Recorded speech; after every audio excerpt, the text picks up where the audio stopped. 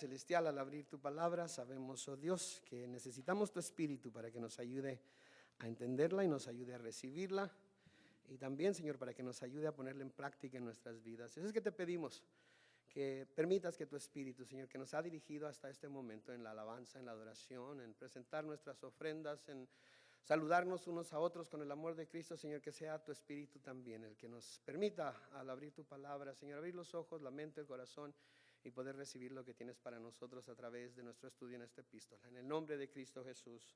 Y una vez más todos dijeron amén. Muy bien, este capítulo hasta ahorita nos ha presentado varias exhortaciones, nos ha presentado varios...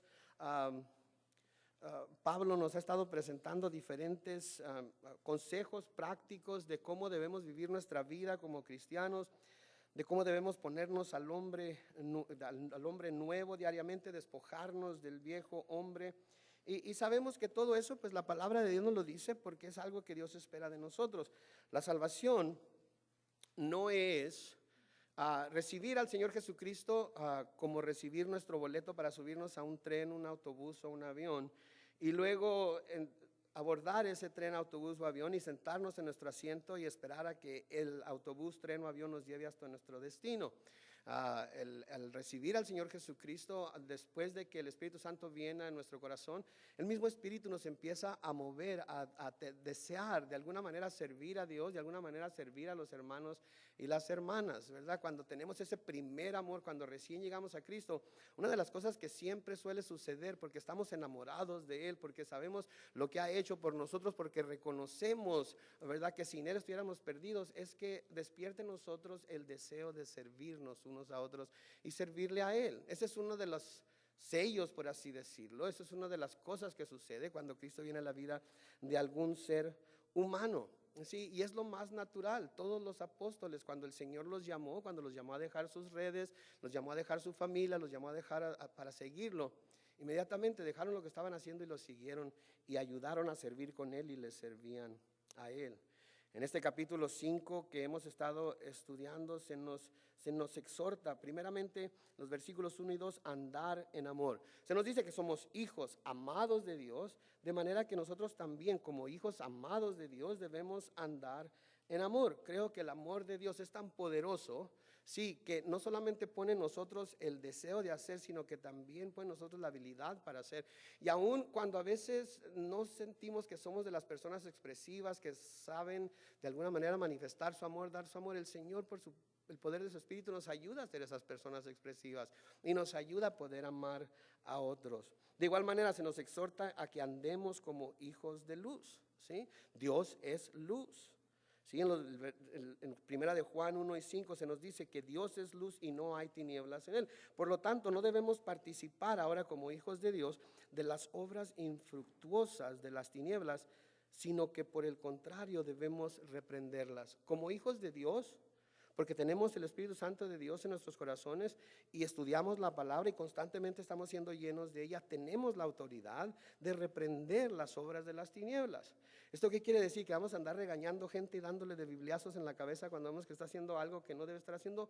No, debemos simplemente como luz del mundo señalar las cosas y modelar en nuestra vida las cosas que sabemos claramente por la palabra de Dios que no están de acuerdo con Dios, con la naturaleza de Dios, de la cual nosotros somos partícipes en Cristo, y vamos a manifestar esa luz para que los demás, simplemente al ver nuestra manera de vivir, simplemente al escuchar nuestras conversaciones, simplemente al ver cómo nos desempeñamos nosotros, aun cuando hay dificultades en nuestra vida, puedan ver que hay algo, hay un poder en nosotros que ellos no tienen, y así ellos mismos van a sentir y desear que lo desean tener y van a ser acercados a Cristo por el Espíritu de Dios. Y por eso debemos testificar.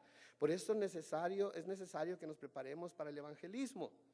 Porque cuando tenemos un punto de vista bíblico del evangelismo, podemos entonces hacer brillar la luz de la palabra de Dios sobre las vidas de las personas que no conocen a Cristo, y al darse cuenta de su pecaminosidad, al darse cuenta de lo alejados que están del Señor, desean acercarse más a Él porque saben que las consecuencias son muy graves. Ahora, para poder hacer esto, de andar en amor, de andar en luz, de reprender las obras infructuosas de las tinieblas, de no participar en ellas, para poder nosotros seguir con el Señor y sirviéndole y haciendo todo lo que Él quiere. Necesitamos ser sabios y no necios. Necesitamos ser sabios y no necios. Porque existen esos dos tipos de personas en el mundo, sabios y necios. Existen de esos dos tipos de personas en la iglesia, sabios y necios. Entonces, como hijos de luz, como hijos de Dios, nuestra vida debe ser dada a buscar la sabiduría de Dios, porque solamente cuando tenemos la sabiduría de Dios que podemos entender claramente lo que es el propósito de Dios para nuestras vidas, y en esa sabiduría vamos a poder complacerle a Él y vamos a poder hacer todo lo que nos dice aquí en su palabra. De manera que esta mañana, miren Efesios capítulo 5, comenzando con el versículo 15, en donde nos dice: por todo lo que les he dicho anteriormente, porque esto es a lo que los ha llamado el Señor, mirad, fíjense, pongan cuidado pues, con mucha diligencia, cómo andéis, no como sabios, no como necios, sino como sabios. Entonces, el cristiano tiene que tener cuidado en cómo vive, en cómo se desempeña, en cómo anda durante su caminar por la tierra. Y se nos da aquí una advertencia de que podemos andar como necios o como sabios. Y lo primero que se nos dice es que no debemos andar como necios. De hecho, debemos ser diligentes, debemos preocuparnos, debemos ser cuidadosos en no andar de esa manera. La palabra diligente, cuando alguien es diligente, cuando una persona es diligente, es cuidadosa, es exacta, es activa. En otras palabras, es cuidadosa en el sentido de que constantemente está cuidando de que se encuentra dentro de la voluntad de Dios. Es exacta en el sentido de que lo que la palabra dice obedece y no trata de buscar pretextos o trata de buscar excusas por las cuales lo que la palabra de Dios le está diciendo en algún momento dado no aplica a él o ella. Es exacto, obedece la palabra de Dios tal y como dice. No escucha las mentiras del diablo que viene a decirnos, bueno, pues eso dice la palabra de Dios en esta situación, pero en tu situación sin duda eso no aplica. No, somos exactos, activos. ¿Sí? ¿Qué quiere decir activos? Quiere decir que nos movemos, no escuchamos, guardamos y actuamos conforme a lo que hemos escuchado y guardado, sino que escuchamos, guardamos e inmediatamente en cuanto tenemos oportunidad, en la primera oportunidad que Dios nos da, nos activamos para hacer lo que claramente la palabra de Dios nos dice. Otro significado de diligente: la persona que es diligente es pronta, presta, ligera en obrar. Pronta, presta, ligera en obrar. ¿Qué quiere decir? Que no se sienta a esperar. Bueno, cuando mire la mano escribiendo en la pared exactamente qué es lo que debo hacer, cómo debo testificar, cómo debo evangelizar, entonces es cuando me voy a levantar. ¿Sí? Presta, quiere decir que cuando escuche el llamado del Espíritu de Dios a hacer algo, se levanta y lo hace. Así como nuestro patrón cuando nos dice: ve y tráeme un café, 2 de crema y 1 de azúcar, nos levantamos. Eso es lo que quiere decir. Sí, estamos prestos a hacer las cosas y ligeros en el obrar. Lo hacemos rápido, lo hacemos bien. ¿Por qué? Porque queremos volver a aquel que nos ha enviado a decir: Señor, ¿y ahora qué? Sí, es como va creciendo el cristiano, es como va madurando, es como va fortaleciendo su fe. En los versículos 15 y 16 se nos dice que como cristianos se nos llama a ser tanto el uno como el otro. Diligentes, cuidadosos, prontos, todo lo que acabamos de decir, se nos llama a ser uno y el otro. Porque mire, en el versículo, ya ve, por eso no quería usar esto. En el versículo 15 de nuevo: mirad pues con diligencia cómo andéis, no como necios, sino como sabios. ¿Sí? Entonces se nos llama a andar no como necios. ¿Sabe lo que quiere decir necio? Ignorante. Ahora, no se vaya a ofender ni me vaya a querer tirar de tomatazos porque dije ignorante. La palabra ignorante a veces la tomamos como algo con un significado muy diferente, ¿verdad? A lo que en realidad es, ¿verdad? Alguien nos dice ignorantes y nos airamos. ¿cómo que ignorante? Si yo fui a la Universidad Autónoma de Baja California, la Universidad Autónoma de México, estudié leyes y derecho civil, y etcétera. No soy un ignorante, tengo conocimiento de todo tipo de cosas. Bueno, eso no es lo que quiere decir ignorante. Nótese bien la palabra, ignorante. Si mi esposa me está hablando y yo la estoy oyendo, yo sé que está ahí, pero no hago caso de lo que me está diciendo, ¿qué estoy haciendo? La estoy ignorando. Por lo tanto, me estoy convirtiendo en una persona ignorante. Sé que está ahí, sé lo que me está diciendo, sé hacer lo que me está pidiendo hacer. Debería de moverme inmediatamente a hacerlo, pero al no hacerlo me estoy convirtiendo en una persona ignorante, en una persona necia. O sea, que sabemos lo que podemos y debemos hacer, pero decidimos que no lo vamos a hacer. O ponemos pretextos por lo cual no deberíamos hacerlo. Y cuando Dios nos habla, y nos habla claramente a cada uno de nosotros, y decidimos que lo que nos está diciendo no lo vamos a hacer, ¿sabe qué nos estamos haciendo?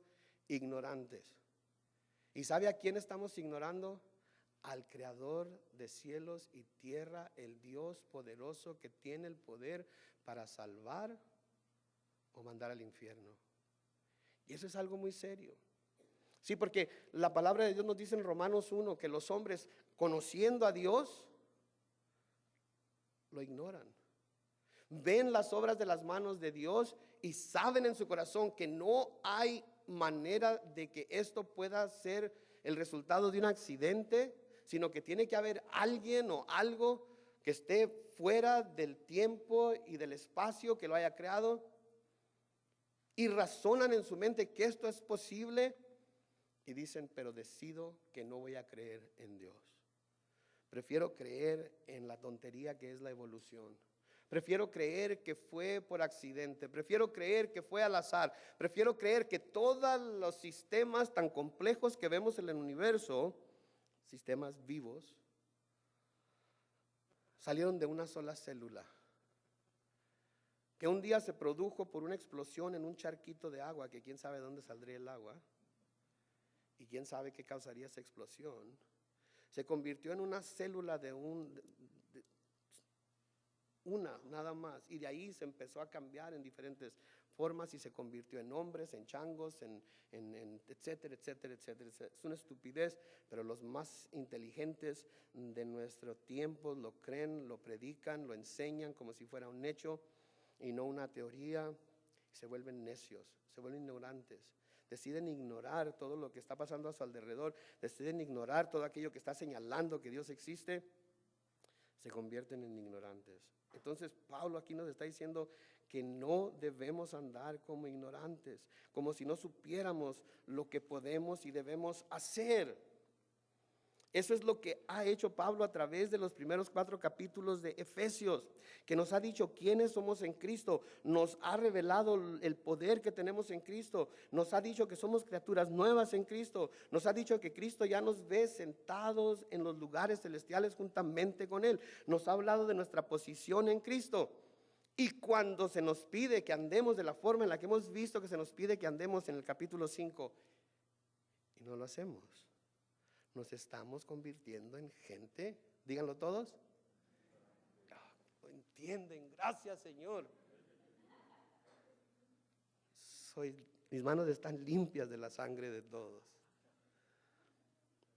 No porque no sepamos nada, no porque no seamos educados, no porque no haya conocimiento en nuestra mente, no porque nuestro cerebro esté vacío de cualquier cosa, sino porque decidimos ignorarlo, le damos la espalda a ello. En Proverbios capítulo 12 y el versículo 15 dice, el camino del necio es derecho en su opinión, mas el que obedece al consejo, ¿qué es? Es sabio. El camino del necio, el camino del que decide ignorar las cosas de Dios, el camino de aquel que decide que aunque lo escuche, aunque lo lea, aunque se lo digan, de todas maneras lo va a ignorar. ¿Sí? Cree que está haciendo lo correcto. Cree que está yendo por el camino que debe de ir. Pero es su propia opinión. No es lo que la palabra de Dios dice. Pero el que obedece al consejo, ese sabio.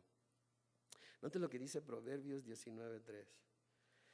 La insensatez del hombre tuerce su camino, y luego contra Jehová se irrita su corazón. Por favor, tome nota de eso. La insensatez del hombre tuerce su camino, y luego contra Jehová se irrita su corazón. No hace nada de lo que Dios le dice. No presta atención a lo que Dios le está diciendo. No hace caso de lo que Dios a través de su espíritu le está llamando a hacer. Le salen las cosas mal. Su vida está por derrumbarse. No hay nada que le salga bien, ni en la casa, ni en el trabajo, ni con los hijos. Y se enoja consigo mismo por ser insensato y necio. ¿Con quién se enoja? Con Dios. Si no me hubieras dado estos hijos, si no me hubieras dado esta esposa, si me dieras otro trabajo, si me dieras otro lugar en donde vivir, si me sacaras de este lugar en donde vivo, si tuviera un carro más nuevo, si tuviera una casa más grande, si tuviera el último Xbox o el PS4,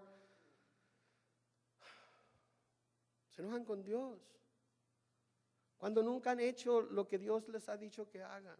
Es como decía Rudy, el versículo que leyó Rudy: ¿por qué me dices Señor, Señor, y no haces lo que te digo? Y muchos van a querer contarse entre aquellos que son salvos, porque van a decir: pero Señor, hice esto y aquello, escuché, miré, leí, tuve visiones, etcétera, etcétera. Y el Señor va a decir: apártense de mí, hacedores de iniquidad, porque nunca hicieron mi voluntad, hicieron la suya propia.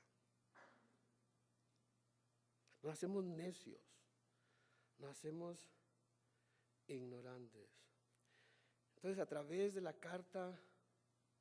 esta carta a los Efesios, Pablo nos ha estado diciendo lo que somos en Cristo, para que precisamente podamos saber lo que se pide de nosotros.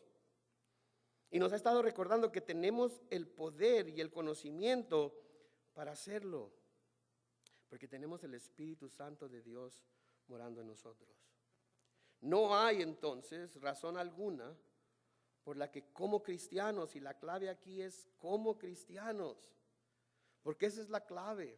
Si usted no es cristiano, si usted no ha entregado su vida a Cristo, si usted no ha ido delante del Señor y se ha prostrado a sus pies y ha dicho: Señor, sé que soy un pecador y mi destino es el infierno, pero también sé lo que has hecho por mí, y hoy humildemente vengo a pedirte perdón y a postrarme ante tus pies para declararme tu siervo de ahora en adelante. Si usted no ha hecho eso, no es cristiano. Y si su vida no lo refleja, si su vida no es un ejemplo de ello, si su vida es andar de aquí para allá y simplemente tratar de vez en cuando darle servicio de labios a Dios, o darle algo para apaciguarlo como si fuera uno de los dioses paganos que tantas culturas han servido y siguen sirviendo, yo le diría, con dolor en mi corazón, examínese a sí mismo. Porque si cree que el decir una oración hace muchos años es prueba de ser salvo, discúlpeme, pero no es así. No es así. Hay ciertas evidencias que nuestra vida manifiestan que nos dan la seguridad de ser salvos. Entonces, si hemos hecho eso, si somos cristianos, no podemos vivir de la forma en la que aquí se nos está mandando a que dejemos atrás a ese viejo hombre. Tenemos que vivir en la forma en la que ahora Pablo nos está diciendo: pónganse al nuevo hombre diariamente, anden en amor, anden en luz, reprendan las obras infructuosas de las tinieblas, anden en sabiduría. Se tiene que haber aceptado a Cristo como Salvador para poder hacer esto, porque si no, las cosas que Dios nos dice a través de la palabra que debemos hacer nos van a parecer una necedad, nos van a parecer una tontería, porque la estamos viendo con ojos naturales, no la estamos viendo con los ojos y el corazón de Dios. En 1 Corintios capítulo 2, los versículos 14 al 16 nos dicen: pero el hombre natural, el que no tiene a Cristo en su corazón, no percibe las cosas que son del Espíritu de Dios, porque para él son locura. ¿Alguna vez ha oído una predicación o ha oído que el predicador dice: esta es la cosa que debemos hacer, y usted dice: ¿está loco? Sí, el hombre natural no tiene el Espíritu de Dios. Para él estas cosas son locura. y no las puede entender porque se han de discernir espiritualmente. En cambio, dice el versículo 15, el hombre espiritual juzga todas las cosas, pero él no es juzgado de nadie, porque ¿quién conoció la mente del Señor? ¿Quién le instruirá? Mas nosotros, los cristianos, los que tenemos el Espíritu, tenemos la mente de Cristo. ¿Se da cuenta usted? Como cristiano, cada persona que es cristiana aquí en esta mañana tiene la mente de Cristo y tiene la habilidad para ver las cosas y entender las cosas y recibir las cosas en la misma manera que Cristo las da. Si usted oye algo que no es una locura, que viene directamente de la Biblia y usted dice, este hombre está loco, aun cuando lo está leyendo, ¿qué espíritu es el que lo está dirigiendo? ¿Qué espíritu es el que está oyendo? Entonces debemos andar como sabios, personas que poseen sabiduría. Ahora, ¿cómo podemos ser personas que posean la sabiduría? De nuevo, la sabiduría no quiere decir inteligencia, ¿ok? Hay muchos hombres y mujeres muy inteligentes que son muy necios. Sí, hay muchos jóvenes muy inteligentes que por su falta de sabiduría el mundo los ve como necios. Hay mucha gente muy educada, muy instruida, tiene licenciaturas, grados y posgrados, tiene 20,000 letras detrás del nombre, pero no es sabia, porque no tiene el Espíritu de Dios. Déjeme decirle primeramente lo que es sabiduría. Sabiduría es la habilidad para pensar y actuar utilizando el conocimiento, experiencia, entendimiento y sentido común que se tienen. El uso de los mejores medios para lograr los mejores resultados. El uso de los mejores medios para lograr los mejores resultados. Pero no los mejores medios según mi propia opinión. Los mejores medios según la opinión de Dios, expuesta a nosotros a través de su palabra. Salomón, el hombre más sabio del mundo, escribió en Proverbios 16:16, mejor es adquirir sabiduría que oro preciado, y adquirir inteligencia vale más que la plata. Mejor es adquirir sabiduría que oro preciado, y adquirir inteligencia vale más que la plata.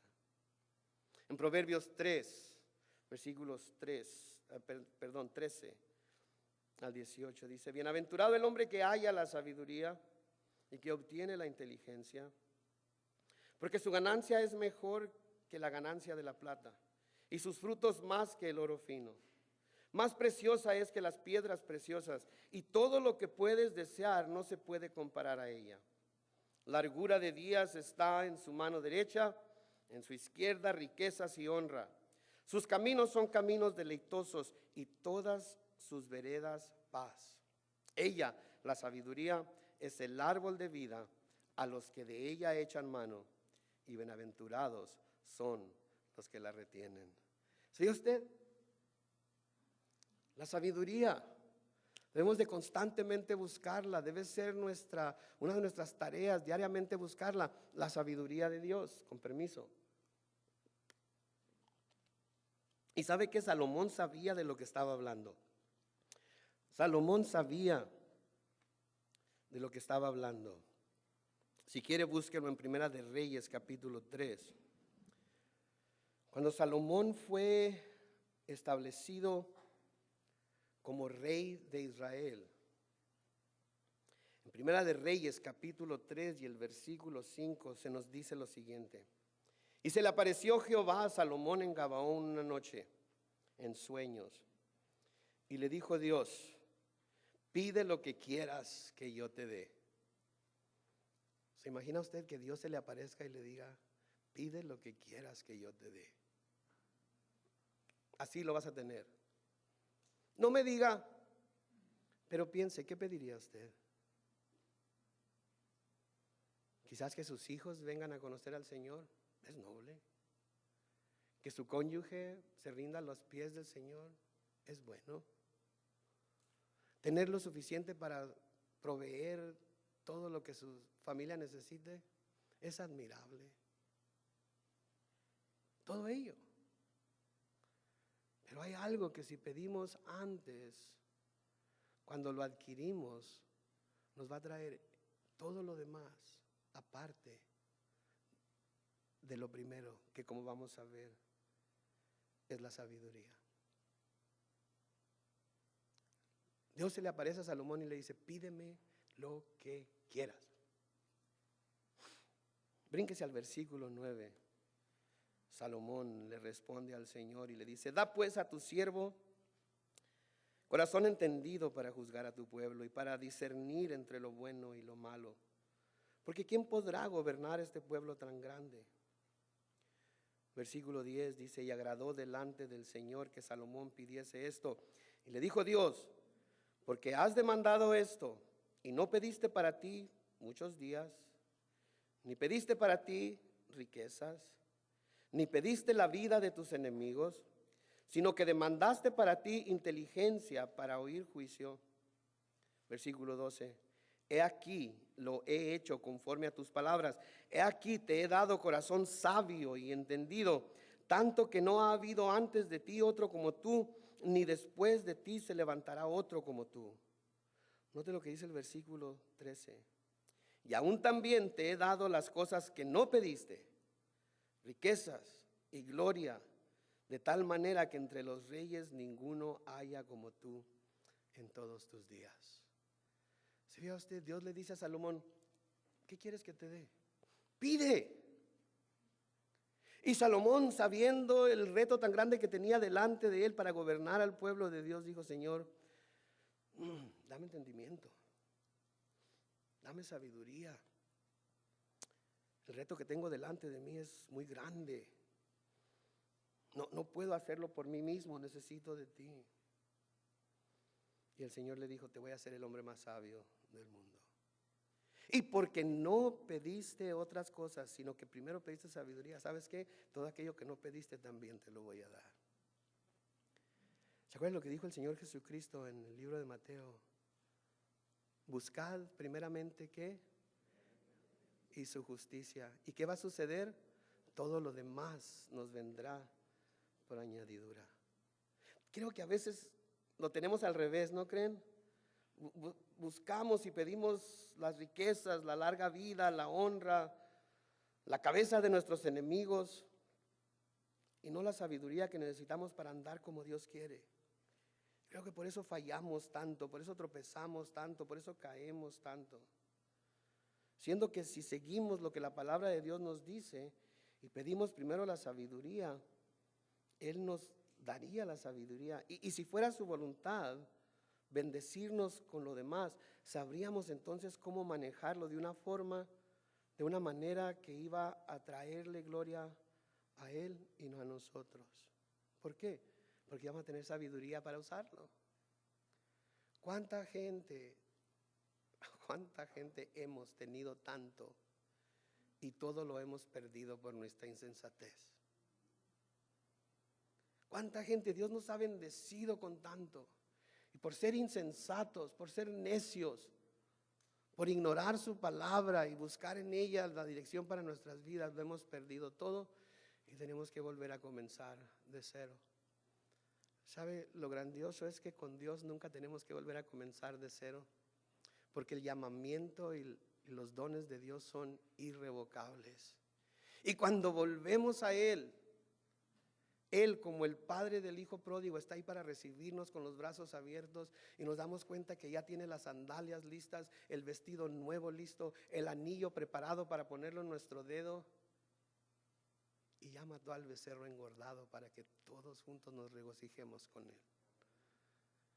Gloria a Dios, ¿no es cierto?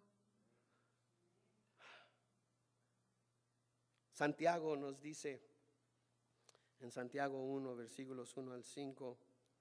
Santiago, siervo de Dios y del Señor Jesucristo, a las 12 tribus que están en la dispersión, salud.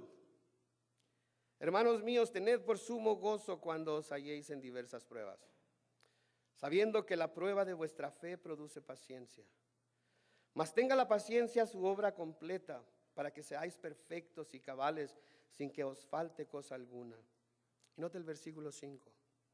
Y si alguno de vosotros tiene falta de sabiduría, pídala a Dios, el cual da a todos abundantemente y sin reproche, y le será dada.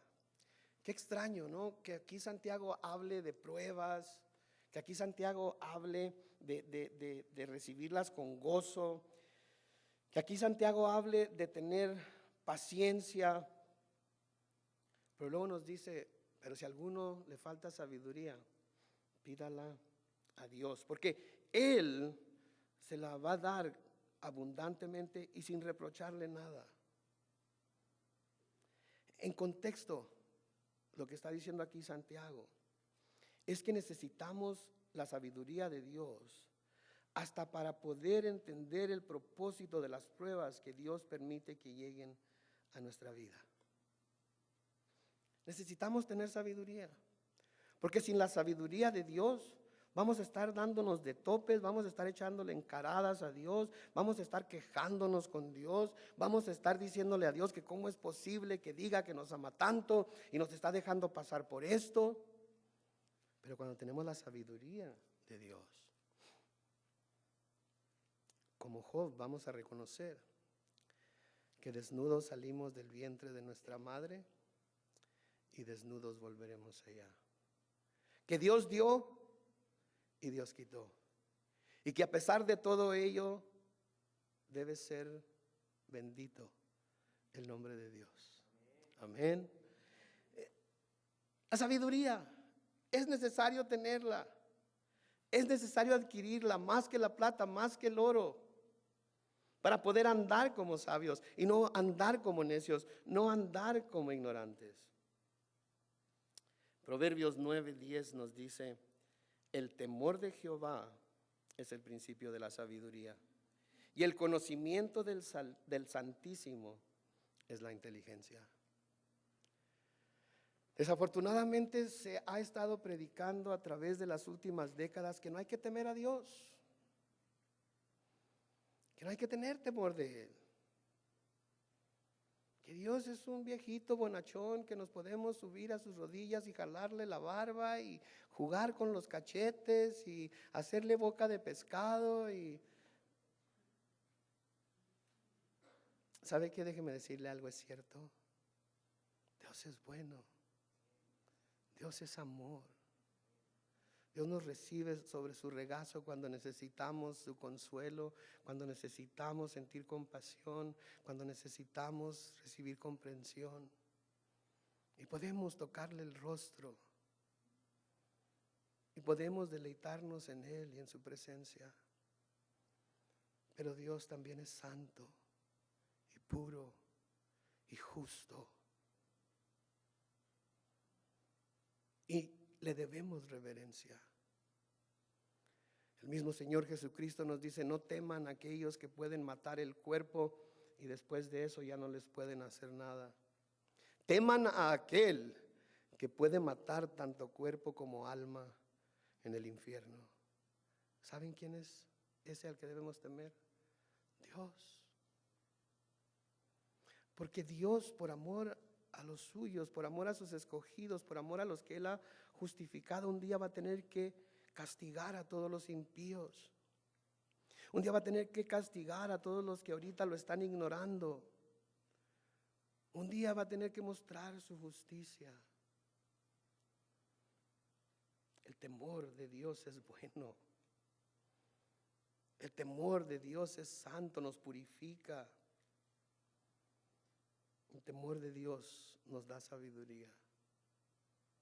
Nos ayuda a conocer su corazón. Nos ayuda a saber que Dios es bueno y me perdona, pero debo de cuidarme de no ofenderlo. Porque las consecuencias, aunque en el cielo, en la eternidad, no van a pagarse, aquí en la tierra se van a pagar. Porque Pablo nos dice en Gálatas que no nos engañemos, Dios no puede ser burlado. Todo lo que el hombre sembrare, eso también segará. Si sembramos para la carne, de la carne vamos a cosechar muerte. Si sembramos para el Espíritu, del Espíritu cosecharemos vida eterna. El temor de Jehová es el principio de la sabiduría entonces, y el conocimiento del Santísimo es la inteligencia. ¿Y cómo se va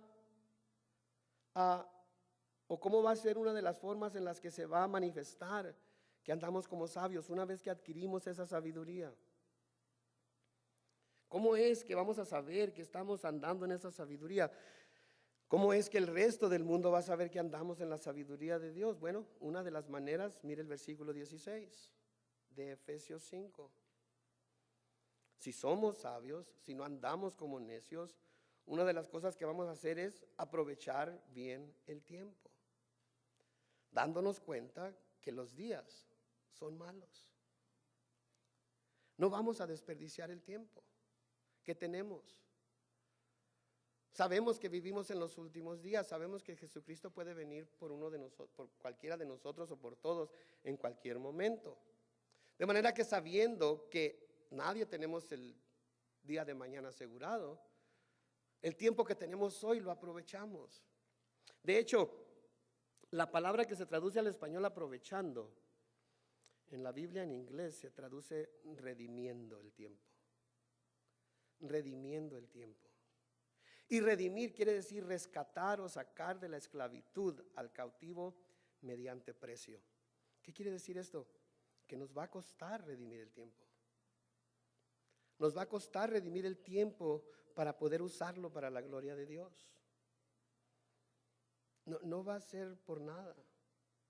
Vamos a tener que sacrificar tiempo haciendo nuestros pasatiempos, vamos a tener que sacrificar tiempo con nuestras actividades fuera de la iglesia, vamos a tener que sacrificar tiempo en cosas que hacemos, inclusive en nuestro trabajo. Pero va a valer la pena rescatar ese tiempo. De nuevo, redimiendo quiere decir también comprar de nuevo algo que se había vendido, poseído, tenido por alguna razón o título. Cuando andábamos en el mundo, el tiempo era nuestro. Lo usábamos como queríamos, en lo que queríamos. Nunca nos poníamos a pensar si lo estábamos desperdiciando o no. Pero ahora tenemos que comprarlo de nuevo, tenemos que rescatarlo de la esclavitud en la cual está metido ahorita por nuestra pasada manera de vivir. Lo que quiere decir entonces que de la manera en la que Jesucristo nos redimió del pecado, nos rescató de la esclavitud al mismo, al cual estábamos completamente vendidos, así nosotros también debemos redimir nuestro tiempo. Y ya no usarlo para las mismas cosas que lo usábamos cuando no conocíamos a Cristo. O sea que uno de los recursos más valiosos que tenemos ahorita es nuestro tiempo. ¿Y sabe por qué es tan valioso? Si usted cierra los ojos por un segundo y luego los vuelve a abrir, ese segundo jamás lo va a poder volver a vivir. Ya pasó. Ya no lo puede regresar. Ya no lo puede volver a usar. Y si ese segundo lo usó en algo que no valía la pena, va a vivir con remordimiento, va a vivir con arrepentimiento, va a vivir pensando, si hubiera usado bien el tiempo. Hemos vendido mucho de nuestro tiempo cuando andábamos en el mundo a cosas inútiles, a cosas infructuosas, a cosas que ningún provecho nos traían. Ahora tenemos que redimir ese tiempo en Cristo. Tenemos que tomar ese tiempo, comprarlo de nuevo, rescatarlo y saber que lo estamos usando para su gloria. Hay tantas cosas en nuestra vida que nos llevan a desperdiciar el tiempo, ¿no es cierto? Digo, una que todos tenemos y delante de la cual nos postramos muy a menudo, a veces demasiado tiempo, la televisión, ¿no es cierto? Y ese es el menor de nuestros problemas. Ahora tenemos computadoras, tenemos iPhones, tenemos iPads, tenemos hay quién sabe qué, ¿verdad? Hay refrigeradores con el internet en la puerta, hay microondas con el internet, con una pantalla de internet pegada para que vaya siguiendo su receta. Hay tantas cosas. Así salió, ¿qué quiere que haga? Hay tantas cosas que compiten con nuestro tiempo y podemos perder el tiempo tanto con ellas. Pero póngase a pensar, si usted es de los privilegiados que duermen 8 horas y trabaja 8 horas, ¿cuántas horas le quedan? Si usa 2 horas para sentarse a comer el almuerzo, ¿cuántas horas le quedan? Si usa 1 hora para cenar, ¿cuántas horas le quedan? Ahora súmele ahí lo que usted quiera, ir al baño, etcétera, bañarse, etcétera, etcétera. ¿Se fija cómo se va achicando el tiempo? ¿Y Dios? ¿Y la oración? ¿Y el estar en su palabra? ¿Y el platicar con nuestro cónyuge? ¿Y el platicar con nuestros hijos? ¿Y el atender a las personas que son importantes en nuestra vida? Hay cosas mucho más importantes que la televisión y la computadora y el iPhone y el iPad y todo lo demás, ¿no cree usted? ¿Qué tal si sumáramos todo el tiempo que usamos para esas cosas y lo usáramos para orar, para leer las escrituras, para platicar con nuestra esposa, con nuestro esposo, para dialogar con nuestros hijos, para enseñarles la palabra, para orar por y con ellos? ¿Qué pasaría? Imagínense lo que pasaría si usáramos el tiempo de esa manera. Si usáramos tiempo para servir en la iglesia, a las generaciones que vienen, para ayudar en la iglesia a aquellos que son de nuestra propia generación, que quizás no tienen el conocimiento de la palabra que nosotros tenemos, para ayudar en la iglesia a aquellos que ya son más ancianos que nosotros, que necesitan de nuestra ayuda, de nuestra comprensión, de nuestra compañía, de nuestros talentos. ¿Se imaginan la clase de iglesia que la iglesia de Cristo sería? Imagínense si esas cosas se llevaran a cabo, ¿cómo sería nuestra relación con Dios, con nuestra familia? Imagínese, como dicen los argentinos, imagínese. Hay cosas también a las que le damos demasiado tiempo porque las consideramos más importantes que otras cosas, ¿verdad? Por ejemplo, nuestro trabajo. Todos consideramos nuestro trabajo importante, ¿no es cierto? Digo, si no trabajo todo lo que trabajo, entonces, ¿cómo le voy a hacer para tener todo lo que quiero tener? Le voy a decir una cosa. El trabajo nunca debe ser más importante que Dios. Nunca debe ser más importante que nuestra esposa, nuestro esposo. Nunca debe ser más importante que nuestros hijos. Debe ser Dios, el cónyuge o la cónyuge, los hijos y luego el trabajo. Déjeme decirle algo, quizás no vaya a tener todo lo que quiere tener, pero sí va a tener todo lo que necesita. Porque esa es la promesa de Dios. Buscad primeramente el reino de Dios y su justicia, y todo lo demás os será añadidos. Pero ¿cuántos hombres y mujeres se alejan de Dios? Porque hay mucho trabajo que hacer. Si no lo hago yo, ¿quién lo va a hacer? Si no lo hago hoy domingo, ¿cuándo?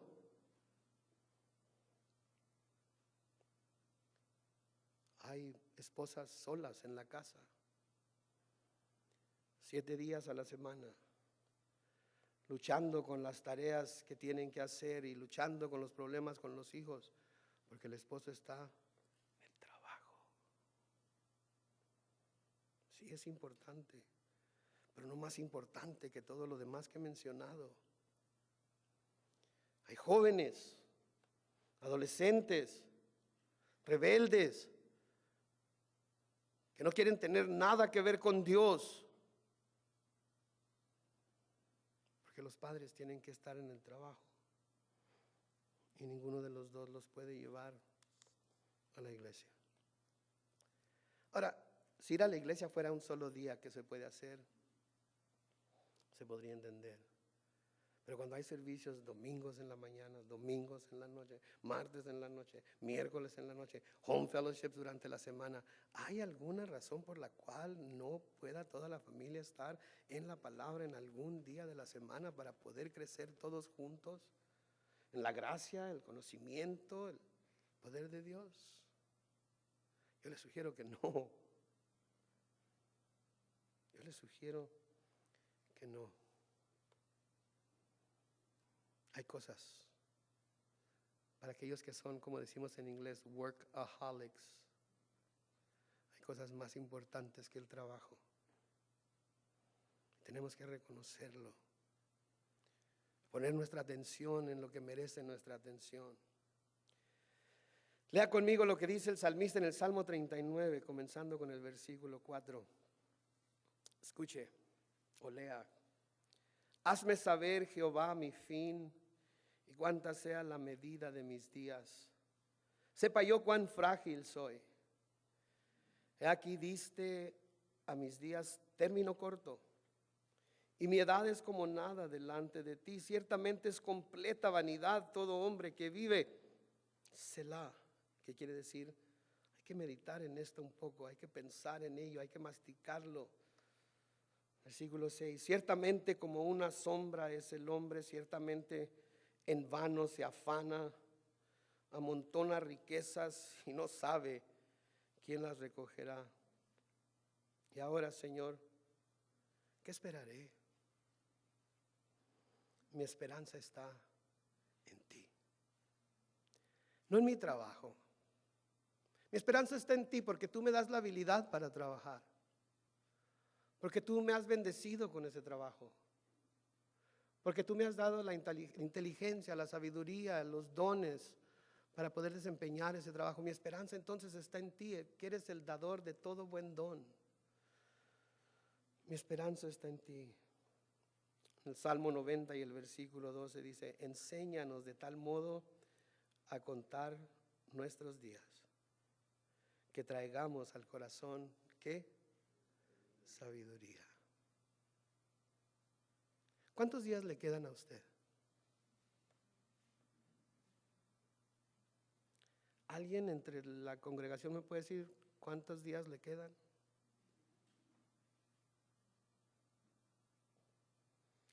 ¿Qué nos está diciendo Dios entonces aquí a través de su palabra? Cuando enséñame a contar mis días. Si en realidad lo recibimos como está escrito, tenemos que decir, hoy puede ser el último de mis días. Y cada mañana tenemos que despertar diciendo, pensando, hoy puede ser el último de mis días. Ayer estaba platicando con mi hijo de 16 años. Me estaba diciendo cuánto tiempo me quedaba de vida a mí, cuánto tiempo le quedaba de vida a él. Me encanta cuando platicamos así porque se abre la oportunidad para platicar de cosas profundas de Dios con él y las aprovecho a todo lo que dan. A veces me dice, ya Dad, por favor, ya. Nada más te pregunté una cosa, ¿por qué tienes que? Porque quiero aprovechar cada segundo con él. Cuando me hace una pregunta, cuando tiene alguna inquietud, quiero aprovechar cada segundo que tengo su atención para poder sumergirlo conmigo a las cosas profundas de Dios, para que le gusten, para que les vea como algo que vale la pena buscar. Resulta que a mí me quedan como 30 años y a él le quedan como 70 más o menos. Le digo, baby boy, porque a veces le digo baby boy, ¿me puedes asegurar que mañana vas a despertar? Y me dijo, no. Pero muy inteligente me dice, no, pero es que estoy diciendo de acuerdo a las estadísticas.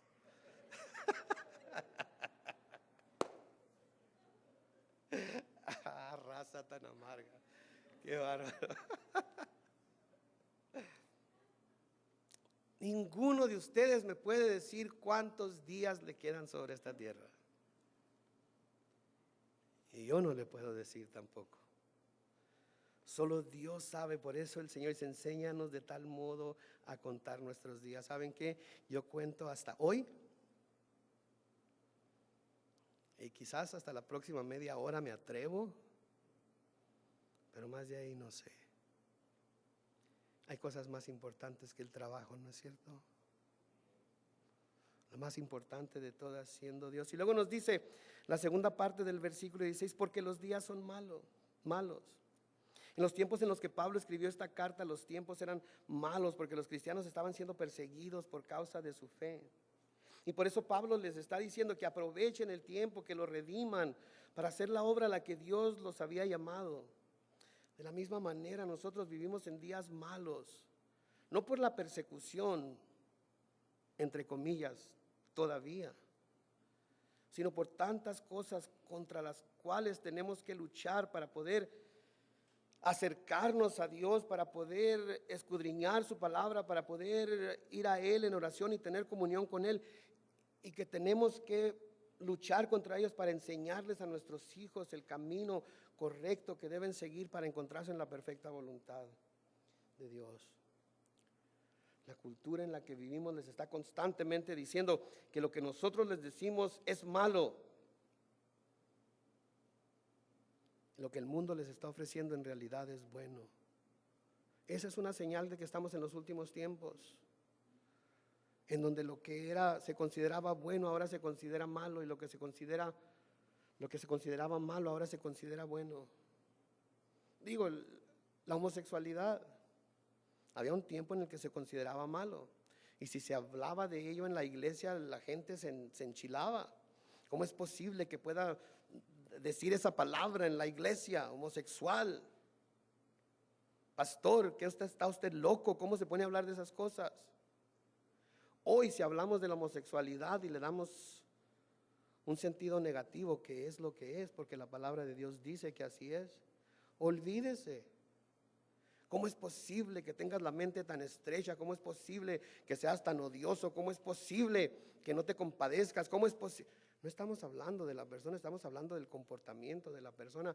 Y así como catalogaríamos el adulterio un pecado, la fornicación un pecado, el robo un pecado, consideramos la homosexualidad un pecado por el cual la gente puede ser perdonada. Pero vivimos en tiempos malos, entonces tenemos que aprovechar el tiempo que tenemos los unos con los otros, con nuestro cónyuge, con nuestros hijos, para enseñarles bien lo que Dios requiere de ellos. Y nosotros también debemos de estar preparados para prepararlos a ellos, para cuando se vayan de casa tengan un buen fundamento sobre el cual edificar el resto de sus vidas. Y sabemos que el único fundamento firme, el único fundamento que va a servir para edificar esa vida es la roca que se llama Jesucristo. Cualquier otro fundamento es como arena. Y el día que vengan a sus vidas tormentas y vientos, esa vida se va a desmoronar. Tenemos entonces que llevarlos a la roca que es Jesucristo, para que sobre ella empiecen a edificar su vida, y cuando vengan las tormentas y cuando vengan los vientos y cuando las olas rompan contra su vida, no se derrumben y se desmoronen y se aparten de Dios. Y debemos también aprovechar el tiempo para tomar en serio la gran comisión que el Señor nos dejó antes de ascender al cielo, que es predicar el evangelio a toda criatura. Debemos, como el Señor Jesús en Juan 4:34, decir: mi comida es que haga la voluntad del que me envió y que acabe su obra. ¿No decís vosotros, aún faltan 4 meses para que llegue la siega?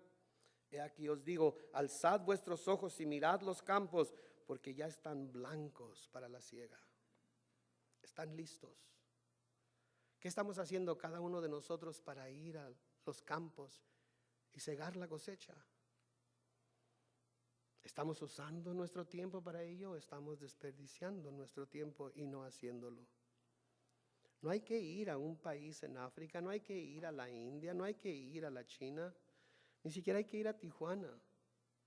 Alrededor de su casa le garantizo que hay cuando menos 10 personas que no conocen a Cristo. ¿Ha intentado dárselos a conocer? Pregunto nada más. Hay que aprovechar el tiempo. Juan 9:4, el Señor Jesucristo dice: mas es necesario hacer las obras del que me envió, entre tanto que el día dura. La noche viene cuando nadie puede trabajar. Terminando aquí con el versículo 17 esta mañana de Efesios 5, dice: por tanto, no seáis insensatos, no sean ignorantes, no ignoren lo que hoy el Espíritu Santo les está diciendo, no ignoren lo que la palabra de Dios los está llamando a hacer, sino entendidos de cuál sea la voluntad de Dios. Todo lo que la vida cristiana es debe girar alrededor de lo que la voluntad de Dios es para la vida de cada uno de nosotros.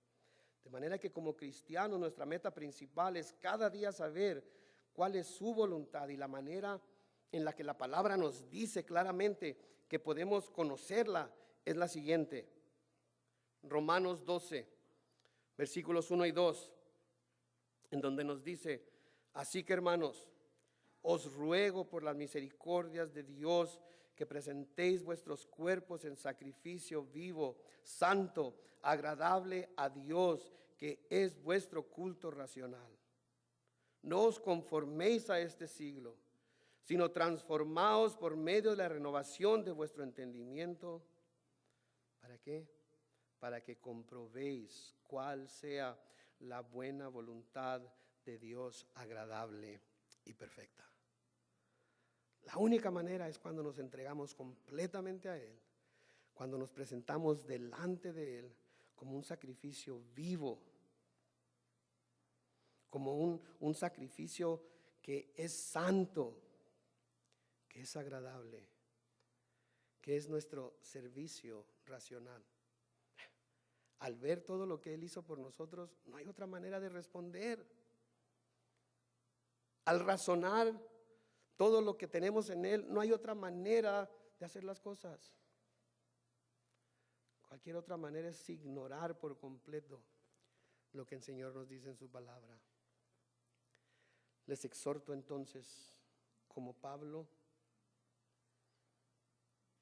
les exhorto como esta carta dice: mirad pues con diligencia cómo andéis, no como necios, sino como sabios, aprovechando bien el tiempo, porque los días son malos. Oremos. Oh, Padre Celestial, te damos tantas gracias por tu amor y tu misericordia. Te damos gracias, Señor, por este mensaje de Efesios 5. Te pedimos, Señor, que quede grabado en nuestro corazón. Te pedimos, Dios, que traigas arrepentimiento en donde necesite haber arrepentimiento, que traigas gozo en donde necesite haber gozo, que derrames gracia en donde necesita haber gracia. Y, Señor, a todos nosotros te pedimos que hoy abras nuestros ojos. Hoy decidimos, Señor, colectivamente, ni siquiera voy a decir quién lo desea.